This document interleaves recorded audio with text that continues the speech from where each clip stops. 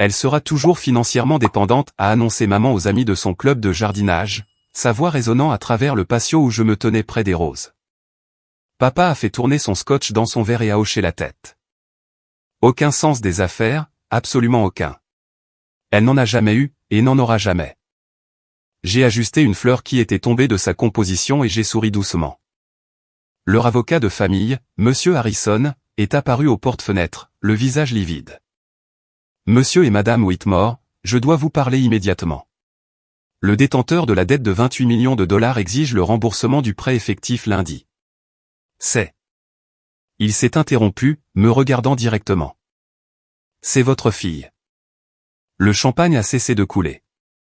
12 femmes en robe d'été de créateurs se sont figées au milieu de leur conversation. J'ai continué à arranger les fleurs. Mon nom est Nathalie Whitmore.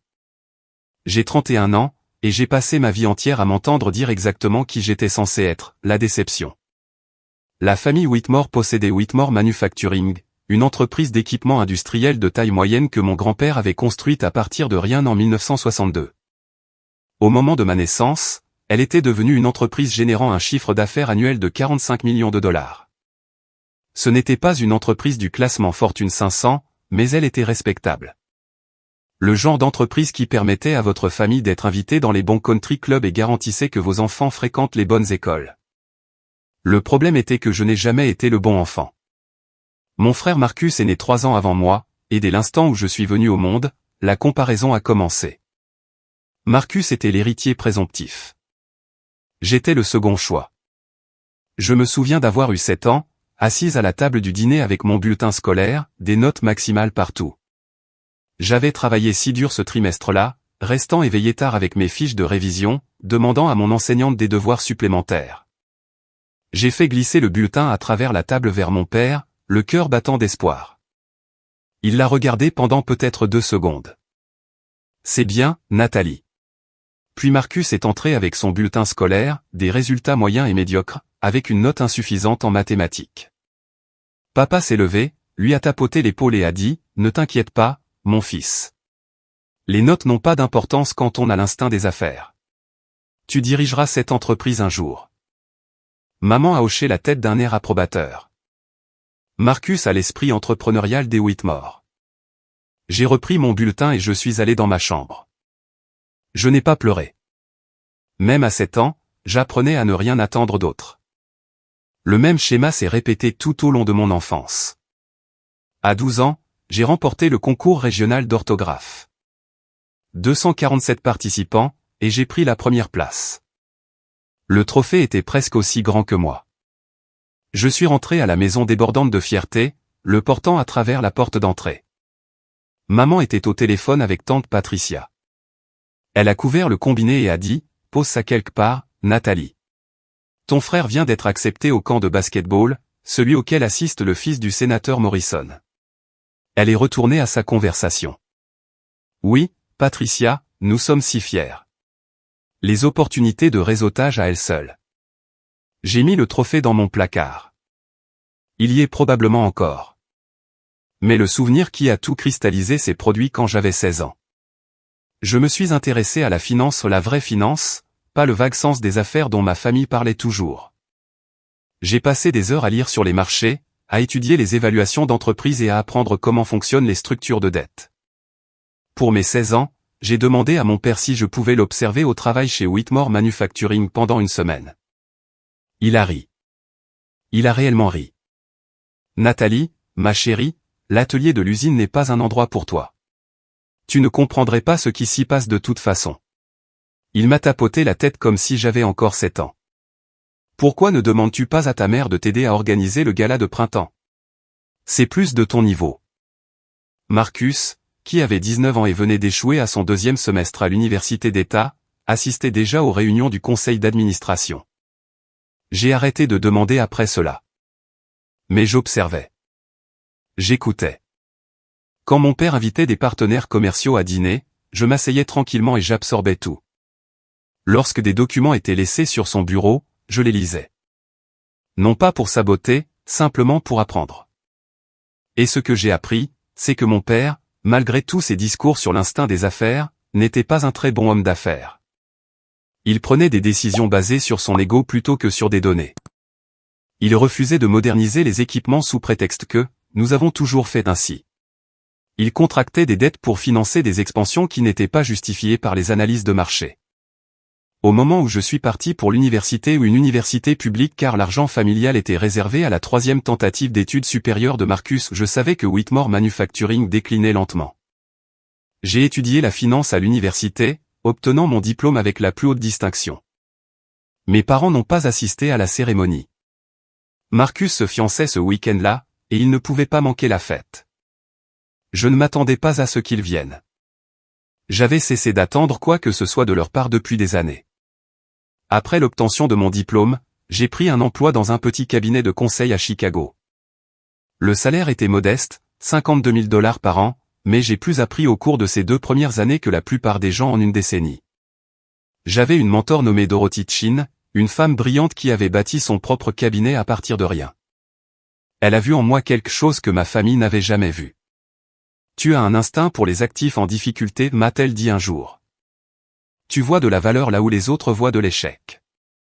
C'est rare, Nathalie. Je travaillais 18 heures par jour. Je vivais dans un minuscule appartement. J'économisais 40% de tout ce que je gagnais, et j'étudiais le marché avec la même concentration obsessionnelle que j'avais autrefois appliquée aux concours d'orthographe et aux bulletins scolaires.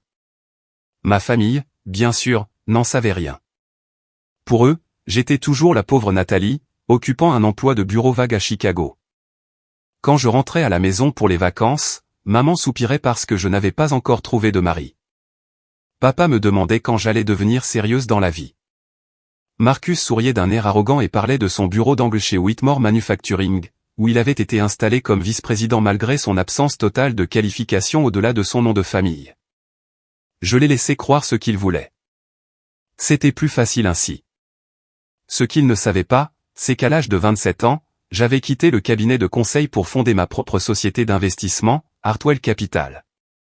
J'ai utilisé le nom de jeune fille de ma grand-mère, la seule personne de ma famille qui ait jamais cru en moi. Elle est morte quand j'avais 14 ans, mais elle m'avait laissé 30 000 $ dans une fiducie dont mes parents ignoraient l'existence. Cet argent, combiné à mes économies et à un petit prêt de Dorothy, est devenu mon capital de départ. Je me suis concentré sur l'acquisition de dettes en difficulté, achetant la dette d'entreprise en difficulté pour soit la restructurer à profit, soit prendre le contrôle des actifs. C'était un travail complexe et peu glorieux, le genre de travail que ma famille ne comprendrait ni ne valoriserait jamais. En 3 ans, Hartwell Capital gérait 180 millions de $ d'actifs. À mes 30 ans, ce montant avait atteint 340 millions de $. Et il y a 18 mois, une opportunité très intéressante s'est présentée à moi. Whitmore Manufacturing coulait. La direction de Marcus, si l'on pouvait l'appeler ainsi, avait accéléré le déclin de l'entreprise. De mauvais contrats, des investissements pire encore, une usine de fabrication achetée en 2019 qui restait vide parce que Marcus n'avait pas tenu compte des restrictions de zonage. L'entreprise avait contracté 28 millions de $ de dettes à taux d'intérêt élevé pour rester à flot, une dette qui était désormais détenue par une banque régionale désespérée de se débarrasser d'actifs toxiques. J'ai acheté cette dette pour 19,4 millions de $. Je ne l'ai pas fait par vengeance. Je ne l'ai pas fait pour nuire à ma famille. Je l'ai fait parce que c'était un investissement judicieux. Les actifs sous-jacents de Whitmore Manufacturing de l'usine d'origine, l'équipement, les contrats clients valaient plus que la dette. Correctement gérée, l'entreprise pouvait se redresser. Mal gérée, je récupérerais tout de même mon investissement grâce à la liquidation des actifs. C'était des affaires, purement et simplement. Mais je mentirais si je disais qu'une petite partie de moi, la fillette de 7 ans au bulletin scolaire ignoré, celle de 12 ans au trophée rangé dans le placard, celle de 16 ans qui voulait simplement apprendre n'a pas ressenti quelque chose en signant ces documents. Pas de la satisfaction, pas de la vengeance, peut-être juste de la reconnaissance, la preuve qu'il s'était trompé sur mon compte depuis le début. La fête dans le jardin était l'événement estival annuel de ma mère. 50 de ses amis les plus proches se réunissaient pour admirer ses roses et boire du champagne qui coûtait plus cher que mon premier mois de loyer à Chicago. Je n'avais pas prévu d'y assister. Je rentrais rarement à la maison désormais, et quand je le faisais, je gardais mes visites courtes. Mais il y a 3 semaines, j'avais reçu un appel de Monsieur Harrison, l'avocat de mes parents. Non pas au sujet de la dette, il ne savait pas que je la détenais, cette information était enfouie sous 3 niveaux de structure d'entreprise. Non, il avait appelé au sujet de la succession de ma grand-mère. Apparemment, il y avait un espace de stockage qui avait été négligé lors du règlement initial de ses affaires. Quelques effets personnels, de vieilles photographies, quelques bijoux. Rien de grande valeur, mais M. Harrison pensait que je pourrais les vouloir étant donné que j'avais été proche d'elle. J'ai décidé de prendre l'avion pour rentrer, de récupérer les affaires de ma grand-mère et de repartir avant que quiconque ne sache que j'étais là. Ce plan a duré environ 4 heures. J'étais à l'espace de stockage quand Marcus a appelé. Pas sur mon téléphone, j'avais changé de numéro il y a des années. Il a appelé directement l'établissement et leur a demandé de m'appeler par haut-parleur. Nathalie, maman organise sa fête de jardin samedi. Tu viens? Je ne pense pas. Ce n'était pas une question. Maman a expressément dit qu'elle voulait ses 2 enfants présents. Quelque chose à propos des apparences pour le comte Worthington. Le comte Worthington. Même après tout cela, ils utilisaient encore les événements familiaux comme des opportunités d'affaires. Madame Worthington était mariée au propriétaire d'une entreprise de logistique qui pouvait devenir un client majeur de Whitmore. Ma mère cultivait cette relation depuis 2 ans. Je dois être de retour à Chicago dimanche, ai-je dit. Super. La fête est à 14 heures. Ne porte rien de gênant. Il a raccroché. Je me tenais dans cet espace de stockage entouré des souvenirs de ma grand-mère et j'ai pris une décision. J'irai à la fête. Je serai poli, je sourirai et je jouerai le rôle de la fille décevante une fois de plus. Et puis je partirai, je récupérerai les affaires de ma grand-mère et je retournerai à ma vraie vie. Ce que je n'avais pas prévu, c'était le calendrier. Le prêt sur la dette de Whitmore Manufacturing arrivait à échéance. Mon équipe à Hartwell Capital surveillait les finances de l'entreprise, et le tableau était sombre. Marcus avait réussi à aggraver encore les choses au cours des 6 derniers mois. Les réserves de trésorerie étaient presque épuisées. 2 clients majeurs étaient partis chez des concurrents. Les paiements du prêt étaient en retard depuis 3 mois consécutifs. Mon directeur financier, David, avait préparé l'avis de mise en demeure ou une procédure standard pour un détenteur de dette lorsque les paiements sont systématiquement en retard. Nous avions prévu de l'envoyer lundi, informant formellement l'entreprise que nous exercions notre droit d'exiger le remboursement intégral. Mais quand M. Harrison m'a vu à la fête de jardin, quand il m'a reconnu, et, en avocat consciencieux qu'il est, a décidé d'enquêter sur les raisons pour lesquelles Nathalie Whitmore s'attardait près des conversations sur la dette de l'entreprise, les choses se sont accélérées. Il a passé quelques appels. Il a suivi la piste des documents d'entreprise. Et à 15h47 ce samedi après-midi, il a franchi les portes-fenêtres de ma mère avec l'expression d'un homme qui venait de voir un fantôme. La fête était tout ce dont je me souvenais et rien de ce qui m'avait manqué. Des flûtes de champagne en cristal. Des femmes en robe de créateur commentant les hortensias. Ma mère tenant salon près du jardin de roses, acceptant les compliments sur l'organisation de son événement comme si elle avait fait autre chose que de signer des chèques pour le traiteur. Je portais une robe bleu marine simple, convenable mais banale. L'objectif était de me fondre dans la masse, de remplir mon obligation et de partir. J'avais déjà repéré Madame Worthington près de la table des amuse-bouches et m'étais fait la réflexion d'éviter cette zone. Nathalie. La voix de ma mère a coupé les bavardages du jardin. Viens ici. Je me suis approché du groupe qu'elle avait réuni. 4 femmes que je reconnaissais vaguement de mon enfance, toutes épouses d'associés commerciaux ou de membres du country club. Le genre de femmes qui mesuraient la valeur en mètres carrés et en titre de poste de leur mari. Voici ma fille, a dit maman, le mot fille portant un poids de déception que moi seul pouvais entendre. Elle travaille dans. Qu'est-ce que tu fais déjà, ma chérie? Quelque chose avec de la paperasse. Le conseil financier, ai-je dit doucement. C'est gentil. Madame Patterson, une femme dont le mari possédait une chaîne de concessions automobiles, m'a adressé un sourire compatissant. Ma nièce fait quelque chose de similaire. De la saisie de données, je crois. Je ne l'ai pas corrigé. Nathalie a toujours été plus académique, a continué maman. Pas comme Marcus. Il a le véritable instinct des affaires des Whitmore. Comme s'il avait été invoqué, mon frère est apparu au coude de ma mère. Il avait pris du poids depuis notre dernière rencontre, et son polo de golf boudinait sur un ventre construit par des déjeuners bien arrosés. Son épouse, Brittany, le suivait, son sourire aussi figé que sa laque pour cheveux. En parlant de cela, a dit Marcus, assez fort pour que les invités à proximité l'entendent, Nathalie, je voulais te demander, loues-tu toujours ce petit appartement à Chicago? Parce que Brittany et moi venons de conclure l'achat de notre 3e propriété. Une maison au bord du lac. 4 chambres, quai privé. Félicitations, ai-je dit. Nous devrions t'inviter à venir nous voir un jour. Le ton de Brittany laissait clairement entendre que cette invitation ne se concrétiserait jamais. Cela pourrait être agréable pour toi de voir comment vivent les gens qui réussissent. Maman a ri.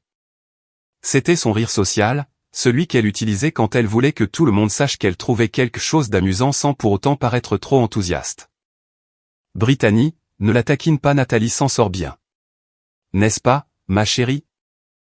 Je m'en sors bien, ai-je dit. Elle sera toujours financièrement dépendante, bien sûr, a dit maman à ses amis, sa voix adoptant ce mélange particulier de pitié et de jugement qu'elle avait perfectionné au fil des ans. Aucun sens des affaires. Elle n'en a jamais eu. Papa s'était approché du bar, un scotch à la main. Il a hoché la tête solennellement. Aucun sens des affaires, absolument aucun. Elle n'en a jamais eu, et n'en aura jamais. C'est pourquoi nous avons toujours veillé à inclure une petite fiducie pour elle dans notre planification successorale. Il faut bien que quelqu'un veille sur elle. J'ai souri doucement, le même sourire que j'avais perfectionné à l'âge de 7 ans.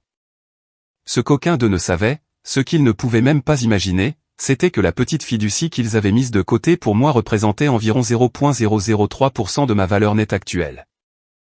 La dernière évaluation de Hartwell Capital évaluait mes avoirs personnels à 94 millions de dollars. La fiducie dont ils pensaient qu'elle veillerait sur moi était de 280 000 dollars. Mais je n'ai rien dit. Je ne disais jamais rien. Au lieu de cela, je me suis éclipsé pour admirer les roses. L'heure suivante est passée dans un flou de conversations polies et de sourires forcés. Je consultais mon téléphone périodiquement, répondant aux messages de David concernant les rapports trimestriels. Rien d'urgent, juste les opérations normales d'une société d'investissement de 340 millions de dollars. À 15h30, j'ai remarqué l'arrivée de Monsieur Harrison. Il était l'avocat de mes parents, l'était depuis 20 ans, et sa présence lors d'événements sociaux n'avait rien d'extraordinaire. Ce qui était extraordinaire, c'était son expression lorsqu'il m'a repéré près de l'abri de jardin. De la reconnaissance. Puis de la confusion. Puis, je l'ai vu se produire en temps réel, une horreur naissante alors que les pièces du puzzle commençaient à s'assembler. Il s'est excusé auprès de mon père et a passé plusieurs appels téléphoniques depuis le coin opposé du jardin. Je le surveillais sans avoir l'air de le regarder, une compétence développée pendant mon enfance. Son visage devenait de plus en plus pâle à chaque conversation. À 15h47, il a franchi les portes-fenêtres. À 15h48, la fête a changé à jamais. Monsieur et Madame Whitmore, je dois vous parler immédiatement. La voix de Monsieur Harrison a fendu les bavardages de la fête comme un couteau. Ma mère, en train de parler des rénovations du nouveau pavillon du club, s'est arrêtée et a froncé les sourcils. Gérald, nous recevons du monde. Cela ne peut-il pas attendre lundi? Je crains que non. Il a dégluti visiblement. Le détenteur de la dette de 28 millions de dollars exige le remboursement du prêt, effectif lundi. Le montant total est dû. Le sang a quitté le visage de mon père. Son scotch a débordé de son verre, tachant le poignet de sa chemise. Ce n'est pas possible. Nous avons effectué les paiements. Des paiements tardifs, monsieur. 3 mois consécutifs. Conformément à l'accord de prêt, cela déclenche le droit d'exiger le remboursement intégral. Marcus s'est avancé, sa suffisance de tout à le remplacer par quelque chose qui ressemblait à de la panique. Alors, nous négocions. Nous parlons à la banque, nous obtenons une prolongation. La banque a vendu la dette il y a 18 mois. La voix de Monsieur Harrison était à peine plus haute qu'un murmure. Alors nous leur parlons, a rétorqué papa. Qui est-ce? Je vais les appeler moi-même, leur expliquer la situation. Monsieur Harrison m'a regardé. Tout le monde m'a regardé. Le détenteur de la dette est Hartwell Capital, a-t-il dit lentement. Une société détenue et dirigée par votre fille. Le champagne a cessé de couler. 12 femmes en robe d'été de créateurs se sont figées au milieu de leur conversation. La flûte en cristal de ma mère a glissé de ses doigts et s'est brisée sur les dalles du patio. Personne ne bougeait. C'est ridicule, a fini par bredouiller Marcus. Nathalie n'a pas ce genre d'argent. Elle travaille dans la saisie de données ou un truc du genre. Le conseil financier, ai-je dit calmement. Monsieur Harrison a sorti son téléphone d'une main tremblante. Je l'ai vérifié auprès de 3 sources distinctes. Hartwell Capital a acquis la dette auprès de la First Regional Bank pour 19,4 millions de dollars en février de l'année dernière. La société gère actuellement 340 millions de dollars d'actifs. Mademoiselle Whitmore est la propriétaire majoritaire avec 87% du contrôle. Le verre de papa a glissé de sa main, se brisant à côté de celui de maman. Il n'a pas semblé le remarquer. Nathalie. La voix de maman était étrange, étranglée. Est-ce vrai? Je n'ai pas répondu. Je n'en avais pas besoin. À cet instant, mon téléphone a sonné. J'ai répondu calmement. Oui, David. La voix de mon directeur financier a résonné clairement dans le silence de mort du jardin. Nathalie, je confirme simplement, l'avis de mise en demeure par lundi à 9 h du matin. C'est exact. Et tu es sur des conditions? Montant total, délai de 30 jours. Procédure standard, ai-je dit. L'emprunteur n'a pas respecté ses obligations de paiement pendant 3 mois consécutifs. Nous sommes dans notre droit. Compris. Je demande au service juridique de finaliser les documents. J'ai raccroché. L'épouse de Marcus était devenue blanche comme un linge. La maison du lac, a-t-elle chuchoté.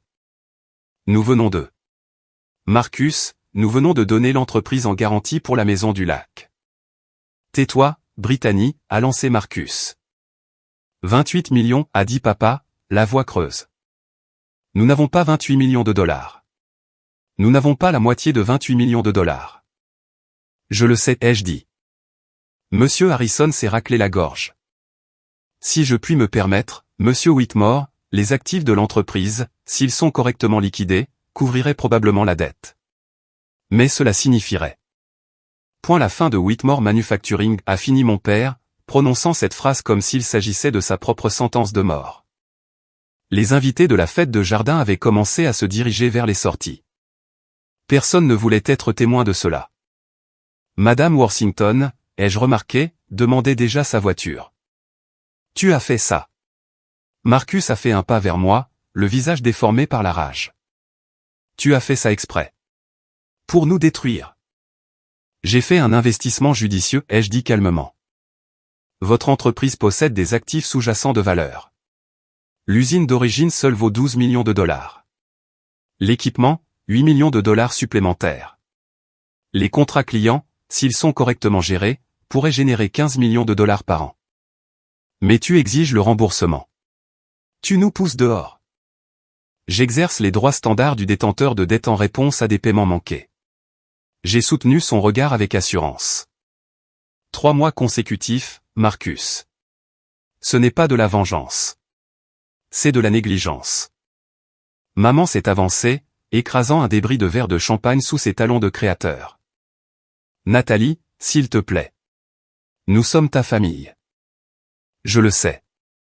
Nous pouvons arranger cela. Nous pouvons. Nous pouvons trouver un arrangement.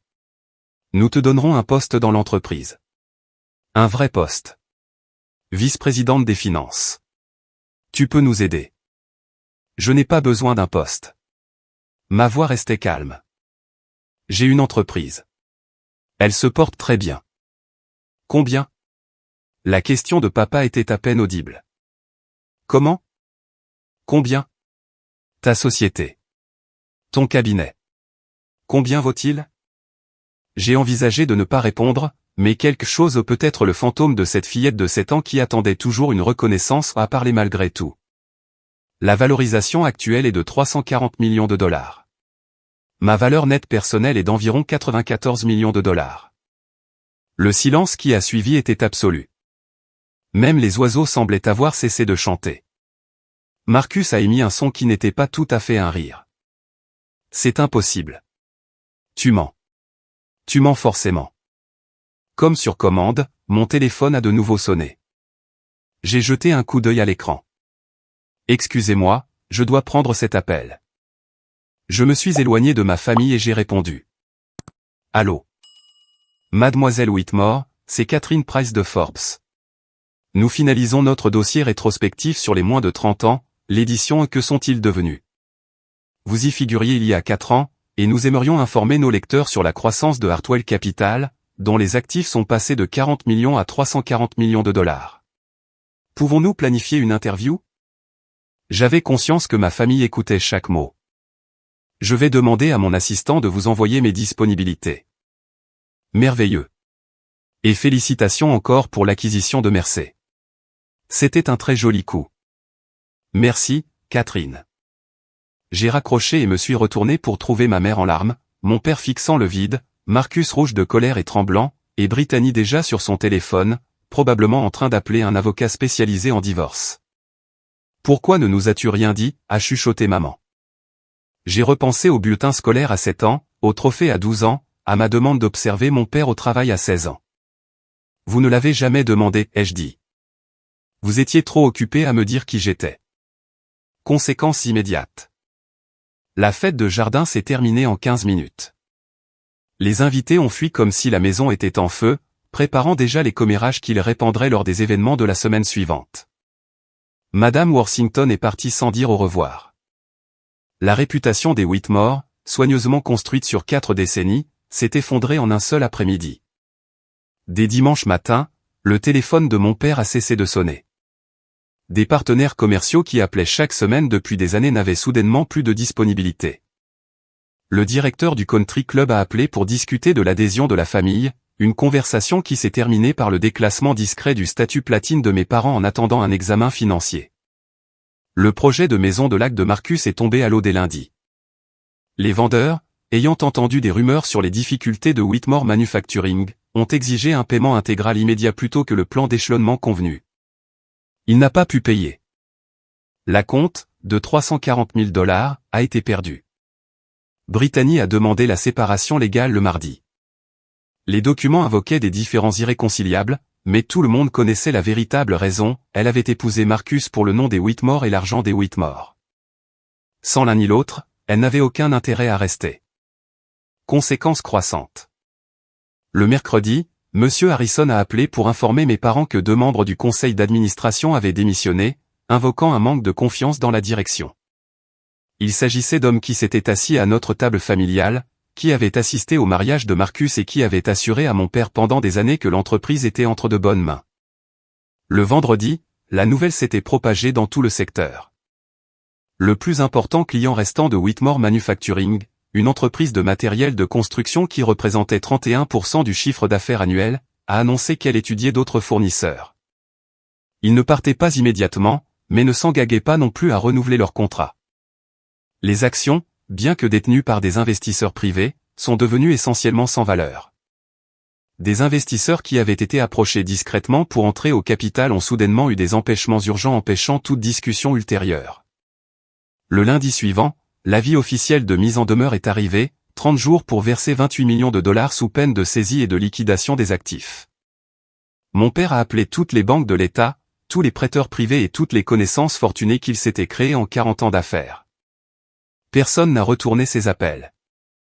Marcus, quant à lui, avait découvert toute l'étendue de son exposition financière. L'entreprise n'était pas seulement la garantie de sa tentative d'achat de maison de lac, il avait également personnellement garanti une ligne de crédit de 2,3 millions de dollars qu'il avait utilisée pour le développement commercial.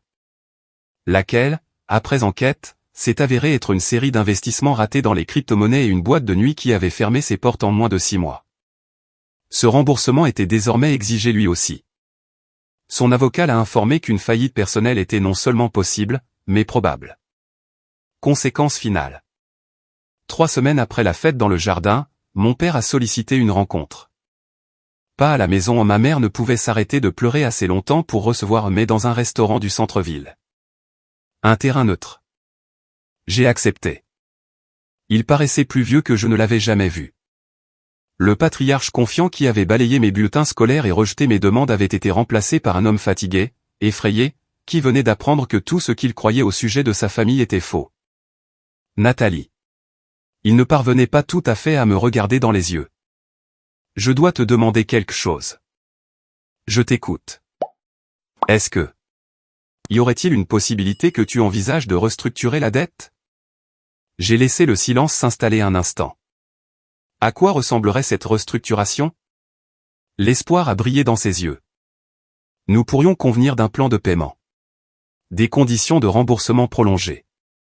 Un intérêt plus bas. Nous donner du temps pour redresser l'entreprise. Et qui dirigerait ce redressement? La lueur d'espoir s'est éteinte. Il savait ce que je demandais. Marcus a fait des erreurs. Marcus a mené une entreprise vieille de 60 ans à la ruine par un mélange d'incompétence et d'ego, ai-je dit calmement. En 18 mois de surveillance des finances de l'entreprise, je n'ai pas vu une seule décision de sa part qui soit basée sur des principes commerciaux rigoureux. Il a acheté une usine de fabrication sans vérifier les lois de zonage. Il a perdu 3 clients majeurs parce qu'il refusait de moderniser les équipements. Il a contracté des dettes à taux d'intérêt élevés pour financer une expansion au lieu de s'attaquer aux inefficacités opérationnelles fondamentales. Mon père n'a rien dit. Si je restructure cette dette, ai-je continué, Marcus s'en va. Complètement. Pas de poste de vice-président, pas de rôle de consultant, aucune implication à quelque titre que ce soit. C'est mon fils. Et il est ton successeur désigné depuis 30 ans. Et comment cela a-t-il fonctionné? Un autre silence s'est installé. Quoi d'autre, a-t-il finalement demandé? Le conseil d'administration sera remplacé. Je choisirai 3 membres. Les sièges restants pourront être occupés par des personnes de ton choix, sous réserve de mon approbation. Tu veux le contrôle de l'entreprise. Je veux que l'entreprise survive. La seule façon pour que cela se produise est d'avoir une direction compétente et une surveillance adéquate. Il a fixé sa tasse de café intacte pendant un long moment. Et si j'accepte? Alors je restructurerai la dette en un plan de paiement sur 5 ans à un taux d'intérêt de 4%. L'entreprise aura de l'espace pour respirer et se redresser. Si les prévisions se confirment, vous serez désendetté et rentable d'ici 4 ans. Et si je n'accepte pas? J'ai soutenu son regard avec assurance. Alors la liquidation des actifs commence dans 9 jours. L'usine d'origine sera vendue. L'équipement sera vendu. Les contrats clients seront transférés à l'acheteur. Whitmore Manufacturing cessera d'exister. 60 ans, a-t-il chuchoté. Mon père a construit cette entreprise à partir de rien. Je le sais. Et je le savais en effet. J'avais passé mon enfance à observer, à apprendre et à comprendre l'entreprise dont on ne m'avait jamais permis de faire partie. Je t'offre une chance de la sauver. Mais cela exige d'admettre que tu t'es trompé. Au sujet de Marcus. Au sujet de l'entreprise. J'ai marqué une pause. Au sujet de moi. 3 jours plus tard, j'ai reçu un accord signé. Marcus était écarté de toutes les opérations de l'entreprise. Il conserverait une petite part de propriété suffisante pour préserver la dignité familiale, mais pas assez pour influencer les décisions.